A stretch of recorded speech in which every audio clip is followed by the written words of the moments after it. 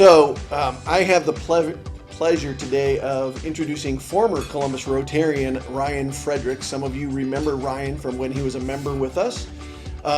Ryan is going to be speaking today about leveraging tech to fuel growth. He's had the privilege of being part of starting and growing several software and service companies. He's helped companies grow from inception to viability through to sustainability. During the evolution of these companies, Ryan has served on company boards and been instrumental in capitalization activities. He combines his unique blend of business acumen and technical knowledge, having originally been a developer who then migrated to the business side. He now helps companies build great software products and solve data challenges for competitive advantage as a principal at the product and data consulting firm AWH. Ryan and I, pre-COVID, used to run into each other almost weekly at a local coffee shop, and he's been looking for me to come back apparently because he misses seeing me on Grandview Avenue on a weekly basis. But he just learned today that I don't like coffee, so he was kind of surprised why I was in the coffee shop. Former Columbus Rotarian Ryan Frederick.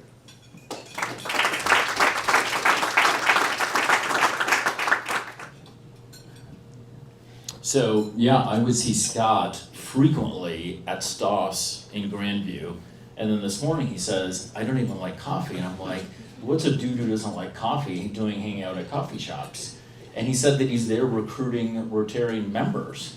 So this is like some sort of, a Trojan horse coffee situation. Just hanging out by the door waiting for people to come in. Yeah, that's me. I'm Ryan from AWH, as Scott mentioned. We do a quarterly executive technology briefing with some organizations around the country. A snippet of that is we talk about leveraging some new technologies, some of the good aspects of that, some of the challenges as part of that. This is a quote from a client of ours before he became a client, and he was trying to figure out, I'm a $20 million business, I want to become a $40 million business, I have no idea how I'm going to get there, right? And I don't know where the people are going to come from that would facilitate that. And now, outside of acquisition, the way that you get there is almost always going to be through technology, right? The workforce challenges are greater than they've ever been. You're probably not going to grow through people and throwing people at the problem.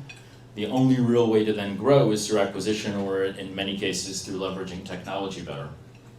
I'm going to start with the cloud. Everybody's probably at least somewhat familiar with the cloud as this sort of mythical technology thing that most people don't really understand, but everybody seems to be doing it. It's not really new. What's recent is scale. Right, we've actually been renting space on servers and computers from other people since the early 90s. What's new is that companies figured out how to scale it, and really big companies like Amazon and Microsoft figured out how to scale it. It's also kind of Ben and Jerry's now, where there are probably more than 37 flavors of cloud, right? Most of it's marketing, most of it's hype, right? But there are full clouds, native clouds, hybrid clouds, private clouds, edge-to-edge clouds, and the list just keeps going on. Most of those represent the same thing with a little bit of marketing spin around the edges to say, we're different because if we're going to rent you space on our servers, we have to position ourselves as being different, so we're going to call it something than the other people call it that are also doing the same thing. It's big business. AWS is Amazon's most profitable business unit, has been for several years now. Azure is on track to be that for Microsoft.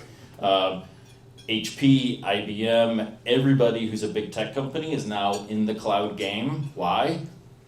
Because it's so profitable, because it's big business, and it's also easy for them. Build a data center, throw some servers in it, wire it up, right? Now you start selling the computer space.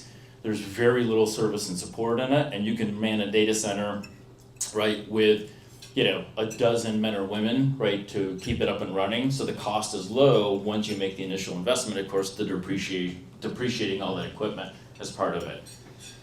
The vendors don't want you to be competent around the cloud.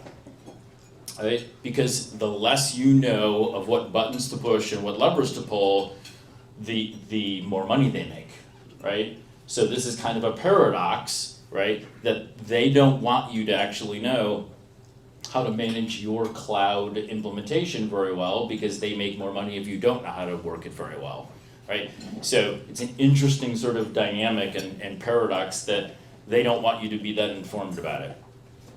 Mid-market tech or mid-market companies for them is sort of meh, right?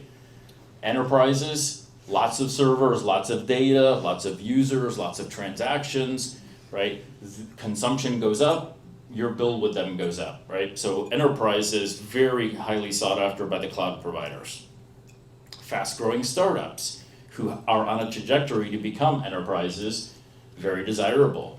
Mid-market companies, they don't really care, right? You've got 4 servers, right? Is that a big deal to them? It's not, right? You're managing a couple of databases, is that a big deal to them? It's not, right? So mid-market is a space that the big cloud providers mostly ignore because you're not gonna drive that much revenue and that much profit for them, and you're probably gonna want some assistance and some support because you've got an ongoing business you're trying to transfer to the cloud, and guess what they don't wanna do? They don't wanna provide much service and support because that eats into their margin. Couple of buyer beware stories. A healthcare company, unbeknownst to them, was paying $23,000 a month for 6 months before they realized that they had a clouds feature running that they didn't even know they had turned on and didn't need, right? They tried to get their money back. The cloud provider was like, we didn't do anything wrong, you pushed the wrong button, we're not gonna give you your money back. A nonprofit got their data held hostage. They were working with another IT consulting firm. The IT consulting firm put the nonprofit's data into that IT consulting firm's cloud accounts. So the data was not in the nonprofit's cloud accounts because they didn't have any, it was in the IT consulting firm's accounts. The nonprofit wanted to move on from that cloud provider and from that IT consulting firm and realized that the IT consulting firm was then not going to give up the data for them to do that. Litigation ensued because the IT consulting firm said, we own the data, they're in our cloud, they're on our cloud platforms and in our accounts. There is a happier ending to the story, but these are the kinds of things that you need to be aware of going to the cloud, that it's not as easy as the marketing and the commercials would make it seem. Couple of happy stories of moving to the cloud. Community Foundation happens to be this one in Columbus. The Columbus Foundation moved to the cloud pre the big give in 2019. And then the last big give, they raised $32 million in 24 hours. You can't do that running on-premise servers and infrastructure and then shrink it the day after the big give to then not have a myriad of servers and databases and things running. The only way you can accomplish something like that is in the cloud with the elasticity, right, that allows you to go scale up and down from a server and data perspective. A global services firm, huge multi-bazillion dollar company, turns out was running lots of internal processes, important ones on Excel. And then one day when they didn't get a piece of hardware, a laptop back from an engineer that had a lot of algorithms and formulas and proprietary knowledge on that piece of hardware because they were running so many processes in Excel that were important to the business, decided maybe we should stop running things locally and hardware that we might not get back and move those things to the cloud. They ended up through that process saving over $30 million of this sort of thrashing around individual pieces of hardware, maintaining data sets and information that frankly weren't that controlled, weren't that secure, and they didn't really know where they were at all times. Here's the happy ending to the story of the nonprofit. They got their data unlocked. They then raised $26 million in the year post getting their data unlocked, moving to the cloud, figuring out how to do the cloud well and to do it correctly, and having their own cloud accounts on the platforms. Let's talk about artificial intelligence and ML, or machine learning, often referred to as ML and AI. A lot of marketing around this too. It's one of the themes you're going to hear, right? A lot of marketing. There's a lot of marketing because these are huge profit generators for the tech companies. I saw a commercial a couple weeks ago. I don't know if the guy was British or if he was just acting with a British accent, but he said AI 13 times in a 60-second commercial, right? And I was like, well, this is some brainwashing, right? I'm in the business. One of the things that a lot of people don't know, AI needs ML. Machine learning is the foundation to artificial intelligence. You can't do artificial intelligence without having machine learning underneath of it. Machine learning is math. It's algorithms that look at data, look at transactions, and it says, over time, I've seen that before, I'm getting smarter, I've never seen that, I'm not sure what to do with it, red flag, some human come and help me because I'm not sure what to do with this piece of data in this transaction I just saw. The key to ML is training and evolution. If you train the models well with these algorithms and math sit inside of, right, then you've got an opportunity for it to work and to get smarter over time. The challenge is most machine learning and artificial intelligence implementations need a lot of data to work well, right? Because fundamentally you're saying it's math on top of a pretty large data set for it to get smart and for it to get better over time. You need a lot of data to do that in most cases. Some cases, and I'll speak to one coming up, you don't need a tremendous amount of data if you're talking about a very sort of niche problem where you can build some models on a very small set of data. Too many of these AI implementations, though, are chasing problems, right? Instead of it solving a specific problem, we're now building AI machine learning implementations to chase problems and to work on problems that don't exist. Like this first example. A large insurance company built an Amazon Echo app to work with Alexa for an insurance tip of the day. Okay, I don't know how many of you wake up in the morning curious about an insurance tip or fact, or at lunch, or in the evening, or at stops when you're not getting coffee. But I don't think it's probably super popular. This seems like technology being leveraged to chase a problem, not to solve one. On the other side of the equation, we have a client in the suicide prevention space. We take recordings of conversations between students and counselors, patients and physicians, patients and therapists. Those recordings of those conversations go against a machine learning database and a set of algorithms, and it comes back and it scores those conversations for what is the likelihood of this person committing suicide. It looks at the tone, the tenor, the verbiage, in what sequence, in what structure. It sets a baseline for the person at the beginning so we can see how that person's evolving over time, and then it also compares them to what we know from other conversations. Significantly impactful, right? This is technology solving a real world high impact problem, not chasing a problem as in, wondering, what you might want to get out of insurance when you wake up in the morning with your coffee. Automation.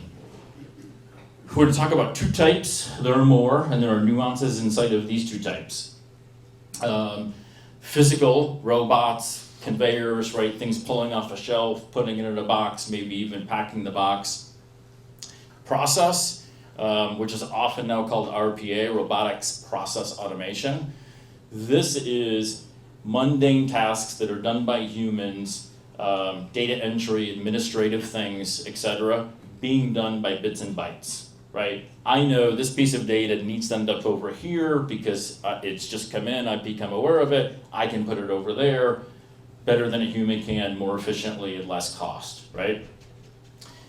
Irrespective of automation type, sort of flavor, if you don't know your processes very well and they're not documented very well, you're probably not going to be able to pull off automation very well.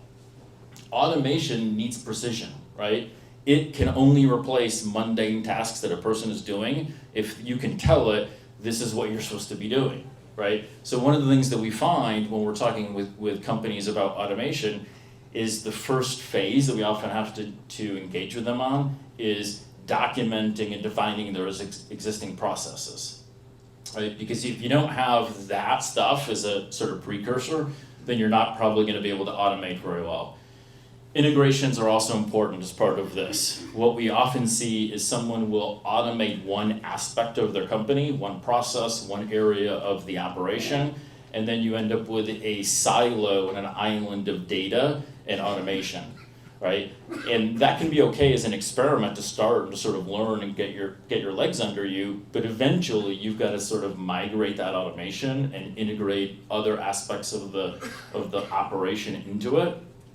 Otherwise, you're just going to end up with an automation sort of thing on an island, and probably some data is part of it too that's siloed from everything else, and you're not going to get the benefits that you would want ultimately. So here's a couple of examples. A manufacturing company was leaving $1 million a month on the table unrealized because of a bottleneck in their manufacturing process. They were trying to attack it with people.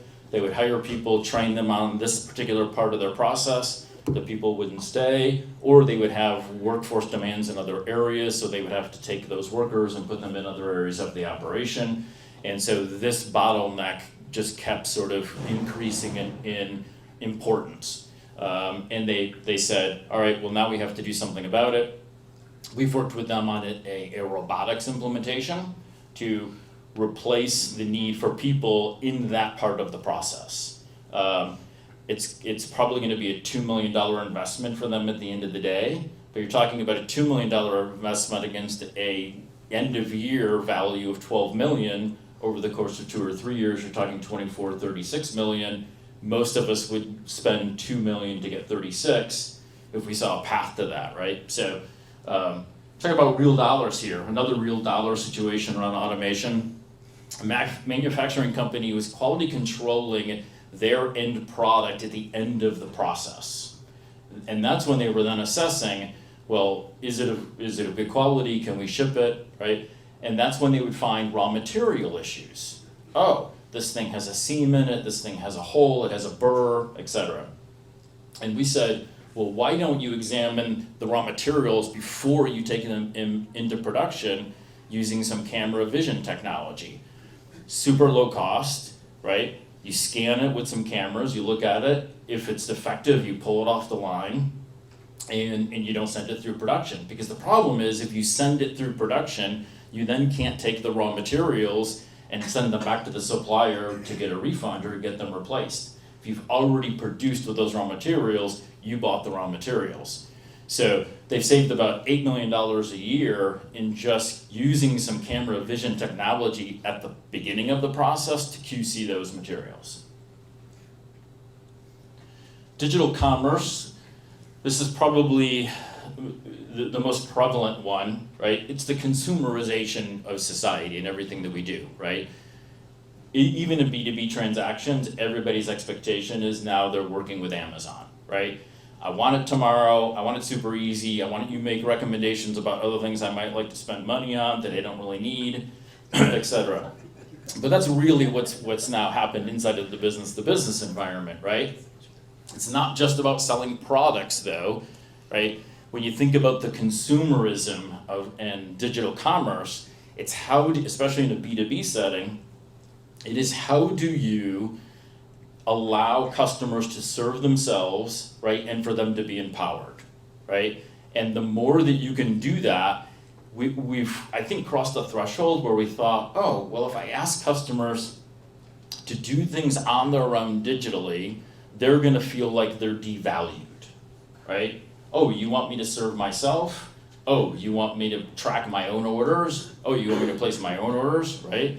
And not call in or not email or not talk to my rep? So we were concerned about that, right? I think the good thing of the Amazon effect and consumerization is now in a business-to-business setting, we've sort of adopted the fact, even through our own personal consumption, sort of comfort probably, that if someone's empowering me to be able to do things myself, that's actually, they're not devaluing me, they're actually saying that I'm empathetic to your situation and I want to make it easier, right? So I think from a digital commerce perspective, we've crossed an important psychological threshold that this isn't about devaluing the relationship and them as a customer, it's actually giving them the ability to do more on their own and actually valuing it more. Here's a couple of examples. A manufacturer builds a design tool in an online customer portal and goes from being a $20 million a year company to a $40 million a year company. Why? Because they empowered their customers to do their own designs, place their own orders, track their own orders. Guess what? Amazon sort of was onto something as part of this stuff, right? And this company is in a very unsexy industry. They're a monument manufacturer. They manufacture headstones, right? Traditional old line business, right? Typically through funeral homes, distributors, cemeteries. This is the end consumer designing these things. So it's also about, some intermediary disruption sometimes as part of some of this stuff. Specialty retailer, in this case, these guys are an RV dealer, top 5 in the country. They've got locations in 6 states. They built a customer app to engage with customers, to get customers in from an average of 3 times a year to 5 times a year. Why does that matter? They use service, right? And so by increasing the average engagement from customers to 3 to 5, that gained them about $12 million a year in service revenue, right? So this is real money, real dollars. Honorable mention, Internet of Things, cybersecurity, blockchain. You probably don't need a blockchain. You could probably wash blockchain from your memories if you've ever heard of it, because a blockchain only matters if you don't know who the other party is, and therefore you can't trust them, right? Blockchain's behind crypto because everybody's anonymous, right? You have no idea who you're doing business with. I met a guy at a conference am I okay on time, Scott? Okay, because I'm gonna tell one anecdote. I was at a conference about a month ago, a product innovation conference where, presumably lots of cool, smart people hang out. I got in, to the side door, and I sat down at lunch, and this guy from Daimler Chrysler sits down, and I'm like, oh, what are you doing here? What are you working on? He was like, I'm all about blockchain. I lead our blockchain initiative. And I said, well, what are you working on? And he said, well, I'm trying to figure out how we implement a blockchain to manage our suppliers and our supply chain. And I said, well, that's interesting. Don't you know who your suppliers are? Well, yeah. Don't you have agreements in place, right, that manage the relationship? Well, yeah. I was like, well, what do you need a blockchain for then? And he turned to me and he went, shh, I want to keep my job. And I was like, okay, sweet. We'll keep this between us. Cybersecurity is real. We used to think that it was only the big companies that wanted to go after. We have a client, we don't manage their infrastructure, but 2 weeks ago they had a ransomware attack that they're still working through. They are not a big company. They're about a $15 million company, and the hackers took over their email, their phone systems. They couldn't communicate with customers, and vice versa. So they're not sure what it's going to look like. They don't know what customer data got compromised. Hackers are professionalizing the craft. They actually have P&Ls that they now track themselves. This is not a merry band of rogue people. This is a professional operation because there's so much money involved, right? So takes the cybersecurity one's less about growth than it is about protect your downside, through all this stuff. Because it's getting more, I was gonna say realer, but that's not a word, I don't think. More real, right, as the hackers sort of go downstream and down market. So some themes, make sure you're problem-centric and not, don't fall in love with the tech. An insurance tip of the day through Alexa, I'm not sure is solving a problem. That seems more like in love with the tech. Business outcomes over tech outputs. It doesn't matter that you implement some automation if it doesn't drive the business outcomes that you want, right? Otherwise, you've just done something else that adds another sort of layer to the organization. Process knowledge and documentation. If you don't know how your process works and flows today, you don't have documentation around it, in almost all of these areas, you're probably not going to be able to leverage technology very well as a result. inexperience can be costly, like the cloud example, that healthcare company, right? That's a painful lever to pull when you have no idea what it's doing on the back end and how much it's costing you. Some don'ts and do's. Don't believe the hype, right? I think most of the big tech companies are going to try to convince you need all of this tomorrow. That's probably not true, as we've already established. You probably will never need a blockchain, even though you're going to probably hear a lot of marketing still about blockchains. Very few people are actually ever going to need one. Don't do it for the sake of doing. Maybe this is the most important one, so maybe my ordering could have been better. Rick, are you taking notes? Can you remind me of that later, that I screwed this part up? Okay, thank you. You have Rotary has great compassion to allow somebody like Studer to stay involved for as long as he's been. Yeah. He's a very sweet guy. Alignment with overall business strategy, right? Again, doing something for the sake of doing it, right? If it's not aligned where you're going, because it's one thing to ask the question of, I'm a $25 million company, I want to be a $50 million company, how am I going to get there, right? There better be an overlying strategy that the technology serves or the technology can help inform. But pulling technology levers for the sake of the levers is probably not going to get you there if there also isn't a sound strategy around it. And then find a trusted partner who can help you through the potholes and while capitalizing on the potential. Yeah, that's me. That's my email if you want to get in touch in any way. Thanks, everybody.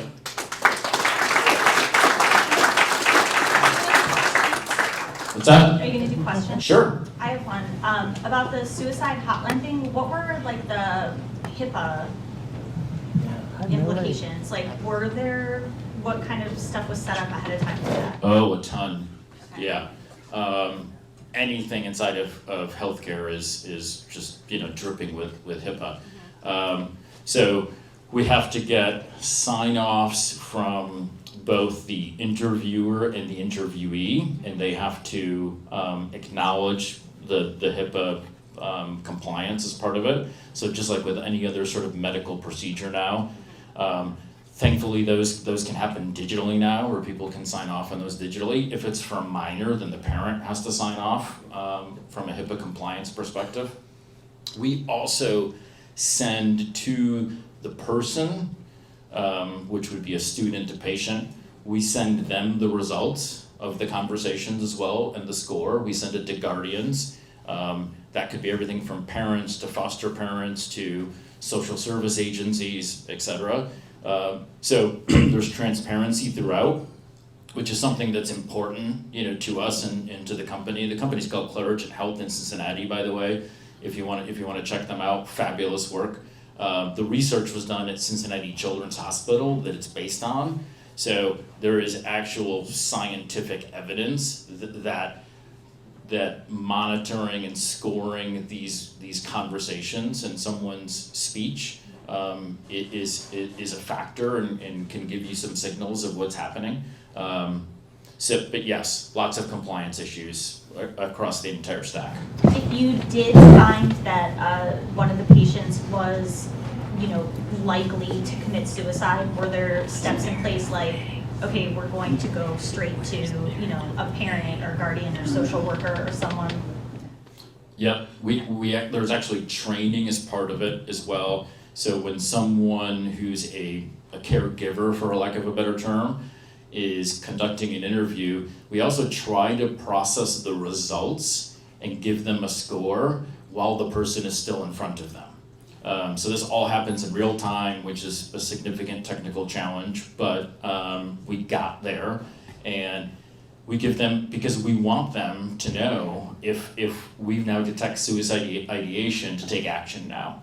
And they can then keep the person there, they can call 911. If they're already in a healthcare facility, they don't let the people leave, then they get the assistance that they need. Some of the next layers for that are going to be messaging and alerts inside of the system itself, because right now it just gives you the score of how suicidal is this person, and then you have to sort of take action outside of the system.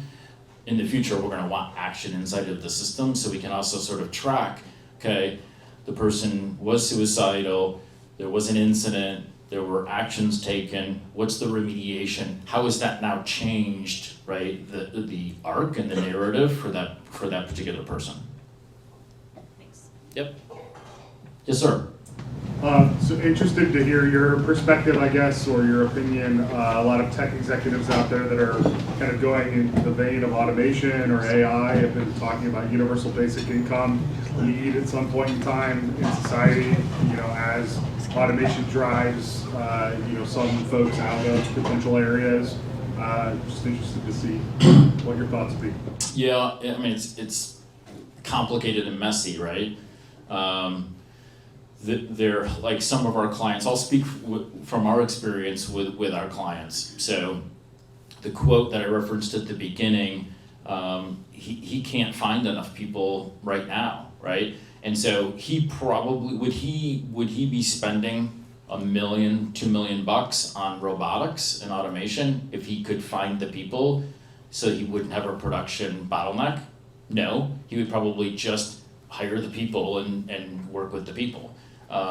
So in so many cases, at least for business owners, it's not even an either or anymore, right? It's either automate or just don't realize the potential because the people aren't there, right? He's like, where am I going to get the people from, right? I can barely retain the staff that I have now. So I think that many of the things that will get automated are things that people don't want to be doing today and aren't doing today, right? So I tend to side more on it's because it'll be a bigger issue when we get to the point of not automating the things that people don't want to do, but automating the things that people do want to do. Because are we going to cross that threshold at some point? Yeah, probably. The AI, ML is going to get smarter, AI is going to get smarter. We're going to figure out how to automate many more things that today we would say, no, you have to be a human to do that. 20 years from now, maybe not. There's a lot of chat bots now for customer service and support that you would think you're really talking to Joe, and you are talking to a server named Joe maybe, but you're not talking to a person, right? So that's going to continue to grow, but I'm sort of in support fundamentally about the fact that I think that we're going to have a workforce and an economic equality, right? And I think we're going to have a lot less disparity between salaries and incomes moving forward, because I think technology is going to force us sort of together in the middle, right? And I think we're wholly unprepared for most of that. Maybe that's the best answer. Is I don't think we have any idea what we're doing yet, frankly. Yeah. Kind of as a follow-up, so if you're interested, so what's the career potential then for IT and ML? Is it just engineers, or who else has an opportunity to get involved? Engineers certainly, but I was at the product innovation conference that I was at a couple of weeks ago, where I met the guy from Daimler Chrysler who didn't want me to put him out of a job by saying he didn't need blockchain. One of the sessions was creative people are more in demand now than they've ever been, and will be a decade and 2 decades from now than they've ever been. Why? Because the more we automate, the more everything gets done through bits and bytes.